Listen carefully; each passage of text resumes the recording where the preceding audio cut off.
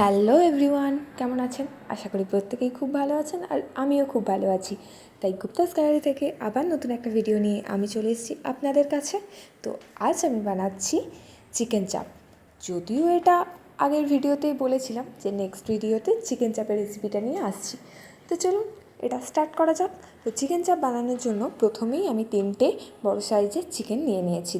Chicken চাপে সবসময় leg পিসটাই দেখতে পাওয়া যায়, তবে এখানে আমি 2টো লেগ পিস আর একটা সলিড পিস নিয়েছি।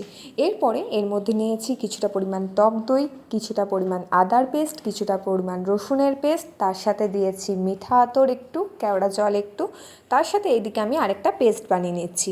এদিকে নিয়েছি পেঁয়াজ, কিছুটা পরিমাণ কাজু বাদাম, কিছুটা পরিমাণ পোস্ত, তার সাথে দিয়েছি একটু চারমগজ, ওদিকে পেস্টটা বানাতে দিয়েছি।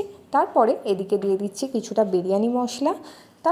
এদিকে আমার পেঁয়াজের পেস্টটা একদম রেডি হয়ে গেছে, তো ওটাকেও এর মধ্যে দিয়ে দিচ্ছি।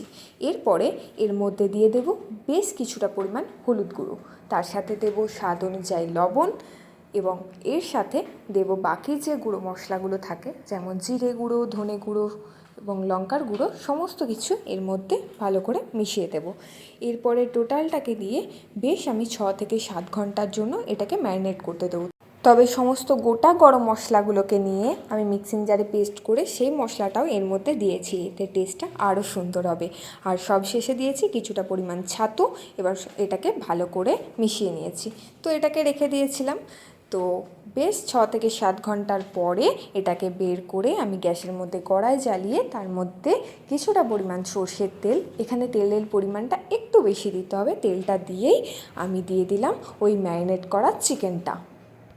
ব্যাস, এখানেই এই রান্নাটার 80% হয়ে গেছে।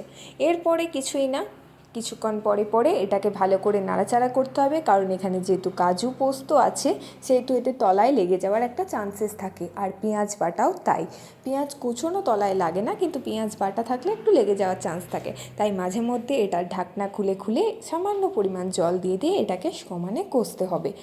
আর যেহেতু এটা 6 থেকে 7 ঘন্টা ম্যারিনেট করা ছিল, তাই চিকেনটা কুক হতেও খুব বেশি সময় লাগবে না। ব্যাস 20 মিনিট পর আমার চিকেন চাপ তো একদম রেডি। খুব ইজি একটা রেসিপি, আপনারা অবশ্যই বাড়িতে ট্রাই করবেন। আশা করি অনেকেই হয়তো বাড়িতে ট্রাই করেওছেন, তবে এভাবেও একবার ট্রাই করে দেখবেন, আশা করি আপনাদের খুব ভালো লাগবে। তো আজকের মতো আমার ভিডিওটা আমি এখানেই শেষ করছি। যদি আপনাদের আমার এই চিকেন চাপের রেসিপিটা ভালো লেগে থাকে, তবে অবশ্যই একটা লাইক, কমেন্ট, শেয়ার করে দেবেন। আর যদি আপনারা আমার চ্যানেলে নতুন হয়ে থাকেন, তো প্লিজ চ্যানেলটা সাবস্ক্রাইব করে দেবেন। আর আমার ফেসবুক পেজ গুপ্তাস গ্যালারিকে ফলো করতে একদম ভুলবেন না। সকলে ভালো থাকবেন, সুস্থ থাকবেন। খুব শীঘ্রই দেখা হবে আপনাদের সাথে পরবর্তী নতুন একটা ভিডিও নিয়ে।